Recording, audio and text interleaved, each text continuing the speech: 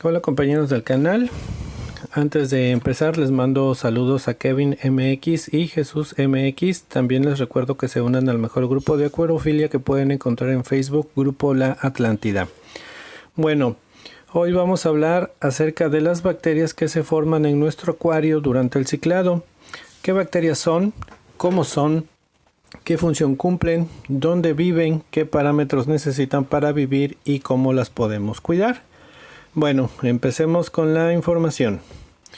Vamos a hablar primero del ciclo del nitrógeno.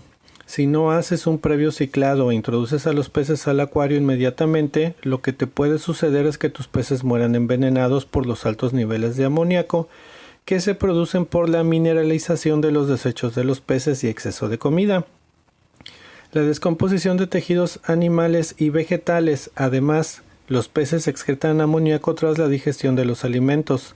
Altos niveles de amoníaco conlleva a daños en las branquias y riñones, desequilibrio físico, disminución del apetito, disminución de la resistencia a las enfermedades y finalmente la muerte. El nitrito envenena a los peces inhibiendo la capacidad de los glóbulos rojos de la sangre para que intercambien oxígeno, por lo que los peces mueren asfixiados. Finalmente, el nitrito vuelve a oxidarse y se convierte en nitrato, mucho menos tóxico para los peces, aunque esto va a depender de las especies que tengas debido a que algunas son muy susceptibles, aunque hay algunas excepciones las cuales podrían aguantar sin problemas concentraciones de hasta 200 y 300 partes por millón. Lo ideal sería que el proceso siguiera y estos nitratos se convirtieran en nitrógenos gaseosos que se liberan a la atmósfera, pero esto es muy difícil que ocurra en un entorno cerrado y con mucha carga biológica como la que hay en un acuario. Así que esto lo solucionamos con cambios de agua parciales, diluyendo así las concentraciones de nitratos. Ok, pasamos a responder nuestra primera y segunda pregunta. ¿Qué bacterias son y cómo son? Las bacterias encargadas de estas transformaciones se llaman Nitrobacter y nitrosomas, comúnmente llamadas bacterias benéficas o bacterias nitrificantes. Tienen forma de bastoncillos y miden entre 0.4 y 0.6 micras. Son autótrofas, es decir, generan sus propios alimentos a través de sustancias inorgánicas para su metabolismo y necesitan del oxígeno para oxidar y transformar sucesivamente los amoníacos y nitritos, por lo que hay que tener una buena aireación en el acuario. Las bacterias nitrificantes se reproducen por bipartición. Duplican su ADN y luego dividen el citoplasma, obteniendo como resultados dos células. De ahí que en pocas horas se hayan multiplicado de manera exponencial, es decir, de una se forman dos, de dos se forman cuatro, de cuatro se forman 8 y así sucesivamente.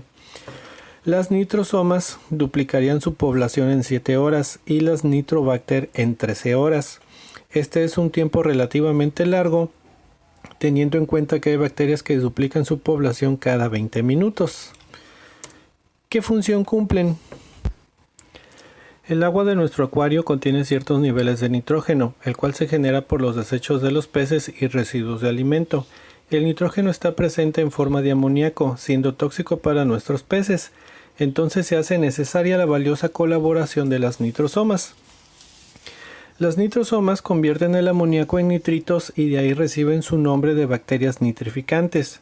Las nitrosomas realizan un proceso conocido como nitrificación, en el cual transforman el amoníaco o amonio y sus sales en nitrito.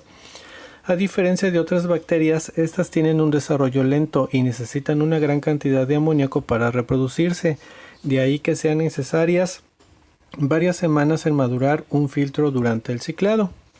Las bacterias Nitrobacter convierten los nitritos en nitratos, siendo este último menos tóxico y peligroso que las anteriores derivaciones del nitrógeno, de ahí la importancia de realizar el ciclado de manera correcta.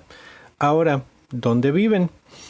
Estas bacterias viven básicamente en los filtros, pero es necesario saber qué tipo de material usaremos para nuestra carga biológica, pues de esta depende la colonización de bacterias y su buen funcionamiento.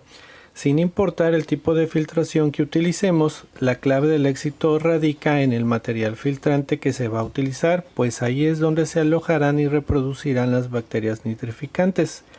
Los materiales de filtración deben de ser porosos, para lo cual se puede hacer uso de los canutillos cerámicos, piedra pómex en pequeños tamaños, roca volcánica o una buena esponja o espuma de alta densidad. Un material poroso permite el paso del oxígeno y a su vez la buena ventilación del cultivo de bacterias nitrificantes, ya que estas son del tipo autótrofas y aeróbicas, las cuales necesitan, como ya lo habíamos mencionado antes, la presencia del oxígeno para subsistir. ¿Qué parámetros necesitan para vivir? La temperatura óptima para el crecimiento de las bacterias nitrificantes está entre los 25 y 30 grados centígrados. El crecimiento se reduce hasta un 50% a los 18 grados. Las bacterias nitrificantes mueren a menos de 0 grados y a más de 49 grados centígrados. El rango óptimo de pH para nitrosomas está entre 7.8 y 8.0. Y para Nitrobacter este rango se sitúa entre 7.3 y 7.5.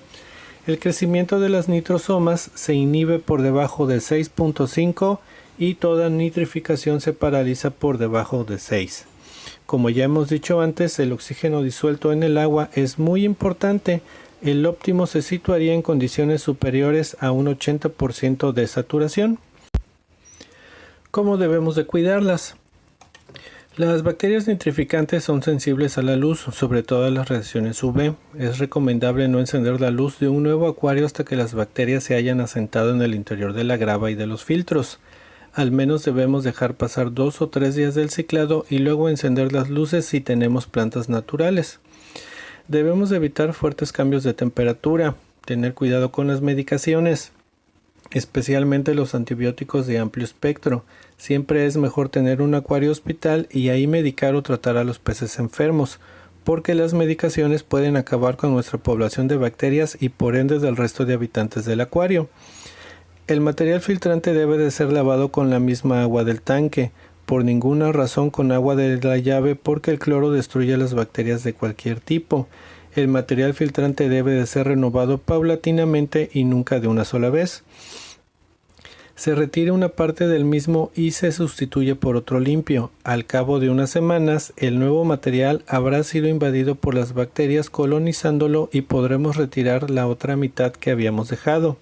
Lo ideal es que entre más viejo sea el material, más bacterias tendrá, por lo que se recomienda realizar este proceso de recambio cada 6 meses, aunque esto va a depender de la capacidad de tu filtro, el cual siempre debe de ir de acuerdo al tamaño o capacidad de los litros del acuario. El material filtrante no debe permanecer seco por más de 30 minutos, como tampoco podemos apagar nuestro filtro por largos periodos de tiempo. Hay que evitar también al máximo que el alimento sobrante de nuestros peces termine en el material filtrante, ya que esto generaría un alto nivel de nitrógeno, el cual después de descomponerse pasaría a ser amoníaco, y a nuestras bacterias pudieran no alcanzar a transformarlo en nitratos. Una manera de evitar esto es colocar un trozo de espuma o esponja a manera de un prefiltro, con el objetivo de que el exceso de alimento no llegue a invadir nuestro filtro biológico. Un acuario perfectamente ciclado es aquel que ha pasado por un buen tiempo de maduración y no presenta niveles de mortandad ni enfermedad alguna. Bueno, compañeros del canal, espero que la información proporcionada te sea de utilidad. Síguenos en Facebook y suscríbete al canal para que yo siga haciendo más videos. Hasta pronto.